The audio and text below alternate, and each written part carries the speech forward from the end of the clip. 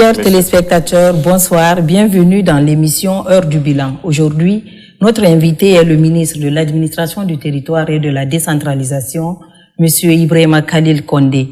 Une occasion pour nous d'apporter des éclairages précis sur les avancées durant l'année ainsi que sur les défis qui restent à relever.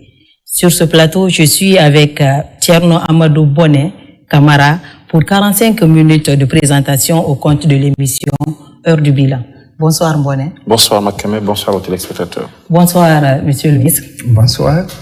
Soyez les bienvenus. Merci. Vous êtes le ministre de l'Administration du Territoire et de la Décentralisation. Après plusieurs mois à la tête de ce département, quel bilan pouviez-vous dresser des actions menées, des résultats obtenus et des principales réformes engagées? Alors je vous remercie, mesdames et messieurs les téléspectateurs. Conformément aux instructions de son Excellence Monsieur le Président de la République, chef de l'État, Mamadi Doumbouya, répercuté par Monsieur le Premier ministre, chef du gouvernement, à l'ensemble des membres du gouvernement, pour la présentation du bilan et le budget exercice 2025. Aujourd'hui, mon département se prête à cet exercice de redevabilité. En effet, le ministère de l'Administration du Territoire et de la Décentralisation, que j'ai l'honneur de diriger, a pour mission la conception, l'élaboration, la mise en œuvre et le suivi de la politique du gouvernement dans les domaines de l'administration du territoire, de la décentralisation, de la promotion d'une citoyenneté responsable, de la cohésion sociale, de la paix et du dialogue. Ce département assure la tutelle des circonscriptions territoriales qui sont les régions administratives au nombre de 8, les préfectures au nombre de 33, les sous-préfectures au nombre de 332. Le ministère assure également la tutelle des collectivités locales qui sont au nombre de 375, dont 46 urbaines et 329 rurales. Il assure également la tutelle des partis politiques, des ONG et des mouvements associatifs, traite toutes les questions liées aux questions de la liberté publique, des frontières et traite les questions du maintien d'ordre. Le ministère de l'Administration du Territoire est chargé de diriger le processus électoral pour le retour à l'ordre constitutionnel. Avec un effectif total de 1150 fonctionnaires, dont 717 au niveau central, 132 au niveau déconcentré à Conakry et 301 au niveau déconcentré à l'intérieur du pays. L'exécution du budget exercice 2025. Le MATD a reçu en crédit budgétaire 3 383 milliards 654 millions 93 275 francs guinéens. En termes d'engagement, 2 447 milliards 178 millions 112 778 francs guinéens, soit 72% en termes d'engagement. Paiement, 1329 milliards 013 millions 984 394 francs guinéens, soit 54% payés sur base d'engagement. Outre les salaires et les dépenses de biens et services, les dépenses de transfert et d'investissement se présentent comme suit. Dépenses de transfert. Ces dépenses concernent les subventions octroyées aux EPA et aux communes urbaines et rurales. Le crédit alloué est de 1503 milliards 477 millions 788 105 francs guinéens. Il est engagé 693 milliards 748 millions 841 240 francs, soit 46%, avec un paiement de 246 milliards 580 millions 188 000 francs guinéens, soit 36%. Ces dépenses concernent la réalisation des immobilisations financières et non financières, infrastructures, les acquisitions, les équipements, les logiciels, les études, les supervisions, les agencements et licences. Le crédit alloué est de 249 milliards 134 millions 223 811 francs guinéens. Engagement 201 milliards 059 millions 164 330 francs guinéens, soit 81%. En termes de paiement, 160 milliards 918 millions 326 394 francs guinéens, soit 80%. Ce budget a permis au MATD de réaliser certaines grandes actions, notamment l'assainissement du fichier des partis politiques, constitution d'une base de données et évaluation des partis politiques. À notre arrivée à la tête du département, nous avons constaté 350 partis répertoriés. Conformément à notre lettre de mission, nous étions tenus de faire l'assainissement du fichier des partis politiques. Une mission a été mise en place pour cette évaluation. Après la première phase, nous avons catégorisé les partis politiques évalués en 4 catégories. La première catégorie a été dissous. La deuxième catégorie a été mise sous observation. La troisième catégorie a été suspendue. Et la quatrième catégorie a été autorisée d'exercer leur activité politique conformément à la régularité de toutes les questions qui ont été posées à leur niveau. Monsieur le ministre, quand on parle des partis politiques, on pense directement aux élections et 2025 est une année décisive pour la Guinée. Alors, la direction chargée d'organiser les élections relève de votre département. Que faites-vous concrètement pour garantir un scrutin transparent? Pour la garantie d'un scrutin transparent,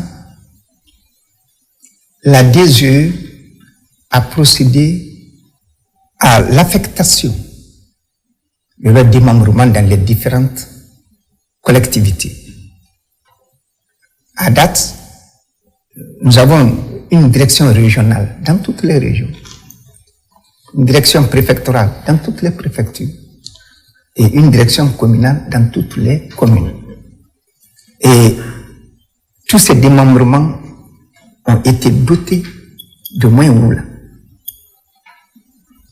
avec des équipements, alors pour les permettre de bien assurer le service au niveau décentralisé. Et par rapport à la transparence, non pas seulement les démembrements, il y a un organe ONASU, Observatoire national pour la supervision du référendum constitutionnel, qui est déjà là pour superviser tout le processus, oui, n'est-ce pas, électoral. Donc ça, c'est pour donner une garantie de transparence. Et à mon tour, j'ai fait une sortie dans toutes les régions, inviter les préfets pour leur donner des instructions fermes. Nous avons eu 51 candidats pour les élections présidentielles. La Cour suprême a retenu 9 candidats à la présidentielle du 28 décembre 2025. Nous avons demandé à tous nos représentants territoriaux de traiter tous les candidats, les 9 candidats, de manière équitable. De les accorder les mêmes considérations pour garantir le processus électoral. Et nous avons demandé à ces administrateurs de prendre toutes les dispositions pour assurer la sécurité de tous les 9 candidats sur tout le territoire national, pour donner une certaine crédibilité et pour permettre que notre pays soit un modèle dans l'organisation des élections au niveau de la sous-région. Alors, Monsieur le ministre, pour rester dans ce cadre, avant de parler d'autres volets, c'est une période électorale. Est-ce que vous rassurez aussi la population qu'en tandem avec vos collègues, notamment de la sécurité et de la défense, que cette période sera une période aussi sécurisée? Oui. Et nous mettons toute la population guinéenne en confiance. La manière que, n'est-ce pas, le référendum constitutionnel a été mené, ça sera de la même manière.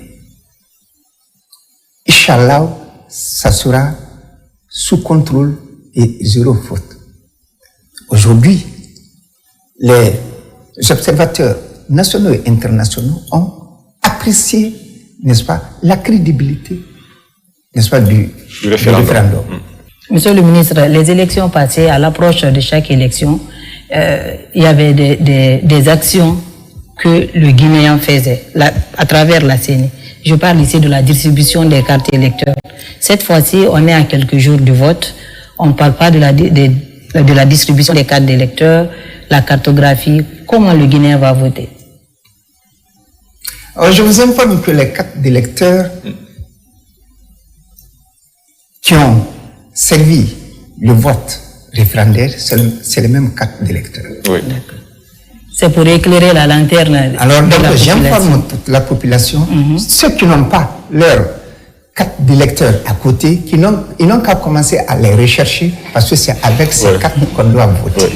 Alors, donc, c'est pour vous dire que toutes les dispositions sont prises pour la tenue de ce scrutin le 28 décembre 2025.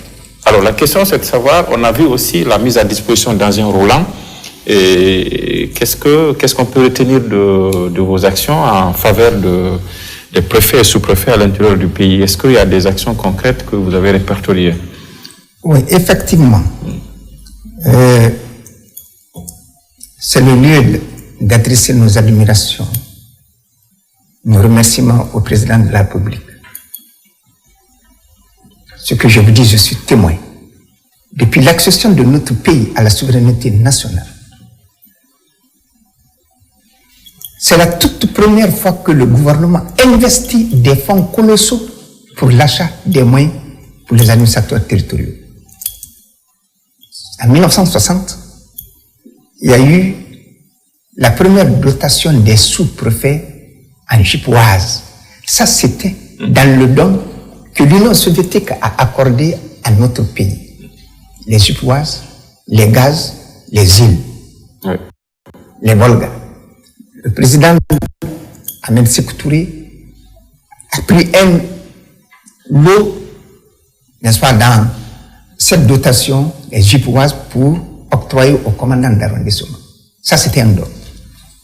Maintenant, investir des fonds achetés pour renforcer, n'est-ce pas, l'autorité de l'État à la base, c'est la toute première fois que le président Mamadi Doumbouya a effectué. Tous les 332 sous-préfets ont bénéficié de son véhicule sorti d'usine marque Toyota Hilux. Et tous les préfets ont été dotés de Toyota Fortuner, aussi sortis d'usine. Les gouverneurs également ont été dotés des Hytrop et dernière génération. Ouais. Alors donc, on ne peut que remercier à travers votre plateau Son Excellence Monsieur le Président de la République. On parlait du PNRAVEC, duquel devait être extrait le fichier électoral, parce que l'inquiétude qu'elle a soulevée, je veux qu'on revienne là-dessus, oui. C'est pour ceux-là qui avaient raté en fait le recensement. Est-ce qu'ils ont une seconde chance? Oui, ils peuvent avoir une seconde chance, mais sauf après ce processus électoral. Le fichier électoral est déjà constitué. On ne peut plus déranger. Alors donc nous avons un fichier électoral. C'est une très grande chance pour notre pays. C'est ce qui a été sollicité par les partis politiques pendant toutes les élections antérieures, qui est corrigé cette fois-ci par le recensement biométrique à travers l'état civil. Monsieur le ministre, parmi les réformes engagées par votre ministère cette année, lesquelles ont eu l'impact le plus significatif sur l'efficacité administrative territoriale? À notre arrivée, nous avons fait le constat qu'il y avait une ligne budgétaire qu'on appelait équipement collectif. Nous nous sommes battus et l'équipement collectif a été réhabilité. C'est ce qui nous permet aujourd'hui de construire les bureaux des préfets, même certains sous-préfets sont en cours d'exécution.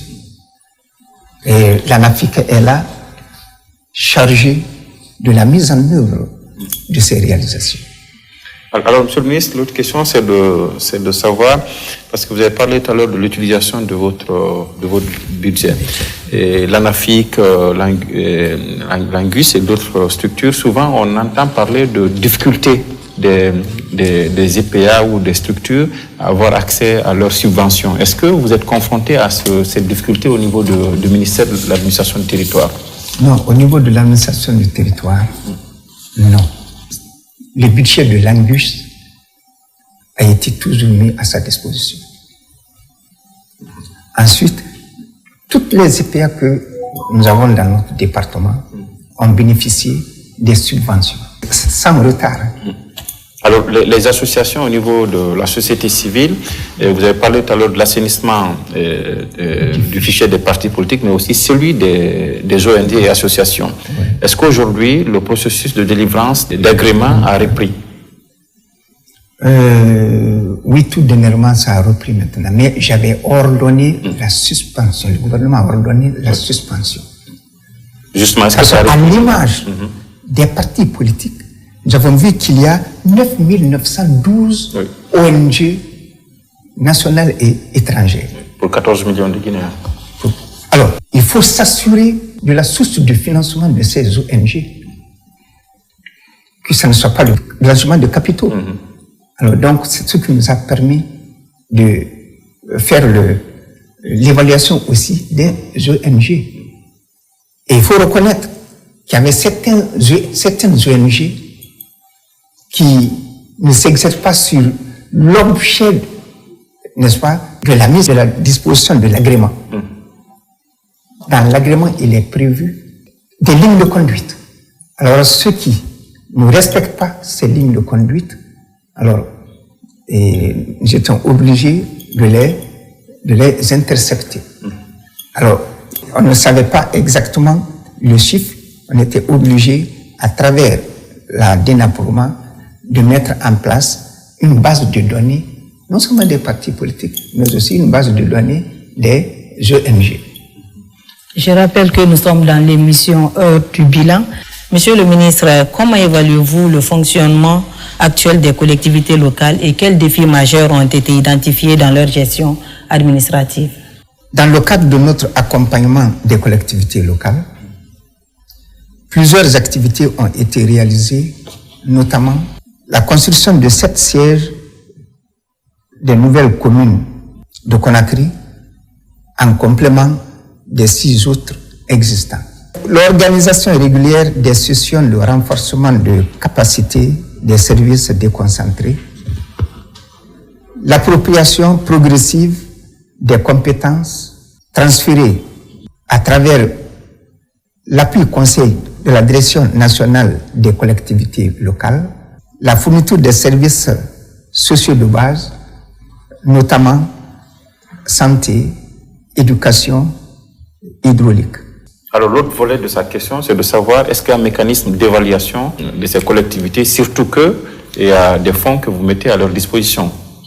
Oui, effectivement, un mécanisme est mis en place parce que tout dernièrement, dans la nouvelle structuration de notre département, alors nous avons activé le service inspection générale. Même tout dernièrement avec le gouvernorat, nous avons dit que la mission d'inspection générale est renforcée, doit passer dans toutes les collectivités pour s'assurer de la réalisation, n'est-ce pas, des activités ordonnées par le département. Alors, Monsieur le ministre, vous avez évoqué tout à l'heure l'aspect sécuritaire. On disait qu'on est en période électorale. Est-ce que vous êtes impliqué avec vos collègues du gouvernement dans les aspects de frontières? Parce que, vous l'avez dit, c'est une période sensible quand même avec les pays limitrophes. Qu'est-ce que vous faites? On a aussi, de façon récurrente, ces conflits entre éleveurs et agriculteurs par rapport à, notamment dans la zone forestière. Comment vous vous y prenez? Je vous remercie. Présentement, par rapport à l'aspect sécuritaire dans nos frontières, tout va bien. Monsieur le ministre, l'émission Heure du bilan, c'est 3 rubriques. L'autre rubrique, c'est à la loupe, qui donne l'opportunité à nos téléspectateurs, aux citoyens guinéens, de poser des questions. La première question, elle est posée par Moussa Foufana de Koya, comme vous pouvez le voir. Il demande: que fait concrètement le MATD, ministère de l'administration du territoire et de la décentralisation, pour rapprocher l'administration territoriale des citoyens, notamment en zone rurale où l'État est souvent perçu comme absent ou inefficace? Les délégations spéciales sont installées dans toutes les communes de la République, 375. Nous avons changé des sous-préfets pour une question d'efficacité. Le président de la République les a tous dotés de moyens pour qu'ils soient rapprochés, n'est-ce pas, des populations. Et des instructions fermes ont été données aux sous-préfets. Il y a aussi le nouveau découpage administratif. Vous avez créé de nouvelles communes. Est-ce que ce n'est pas aussi rapprocher l'administration des administrés? Oui, l'éclatement des communes. Par exemple, à Conakry, c'était 5. Oui. Non, Conakry, c'était 6 plutôt. Oui. C'était 6, maintenant c'est 13 communes. Alors, c'est pour approcher l'administration, n'est-ce pas, des populations. Merci. Pour connaître leurs besoins et les résoudre le plus vite que possible. La deuxième question, Monsieur le ministre. Alors, elle est posée par un citoyen de l'Abbé. Il demande: ma question est simplement de savoir si, oui ou non, le MATD peut accompagner le peuple de Guinée en facilitant l'accès à des espaces fonciers destinés à la construction de logements sociaux. D'accord. Voilà. Oui, certainement, le citoyen pense que je suis encore au ministère de l'Urbanisme et de l'Habitat. Monsieur le ministre, la troisième question elle est posée par M. Mohamed Kamara. Il est à Kamsar. Il demande: face à l'urbanisation anarchique et au déguerpissement contesté, quelle est la responsabilité du MATD dans la planification territoriale et la protection des populations vulnérables? Alors, vous me ramenez toujours au niveau de l'urbanisme et de l'habitat. Alors, il y a une direction là-bas qu'on appelle la DATU. La première direction, c'était l'AGIFIL, qui est chargée de la construction des logements sociaux. Voilà ce que je vais vous dire. Le ministère de l'Urbanisme et de l'Habitat est en train de prendre les dispositions pour éviter, n'est-ce pas, l'urbanisation anarchique. Ça, c'est le domaine du ministère de l'Urbanisme et de l'Habitat. Peut-être que pour le citoyen, il faut le rassurer qu'il y a l'Angus qui, en cas de catastrophe, qui intervient quand même. On vous a vu... L'Angus est chargé, c'est l'Agence nationale de gestion des catastrophes et des urgences humanitaires. Alors, il n'a aucun rôle d'attribuer des logements. Okay. Mais plutôt, c'est quand il y a des catastrophes, l'Angus intervient. Okay. Ça, c'est des sinistrés qui sont entretenus par le budget de l'Angus. Okay. Par rapport à ça, je vais vous mettre à l'aise. Oui. Au niveau de la zone de Conakry, il y a eu le glissement de terrain à Sanoya. Tous les sinistrés sont déjà recensés. Tout dernièrement, j'ai reçu une correspondance que j'ai adressée à mon homologue de l'urbanisme et de l'habitat et il m'a répondu qu'ils sont en train d'aménager un espace pour mettre à disposition de tous les sinistrés de Manéa lors du glissement de terrain. Monsieur le ministre, au regard des défis qui demeurent, quelles sont aujourd'hui les grandes priorités et les perspectives de votre département pour renforcer la gouvernance territoriale? Les priorités de mon département aujourd'hui, c'est la mise en œuvre de la charte de la déconcentration, l'adressage des communes du pays, l'opérationnalisation de la fonction publique locale,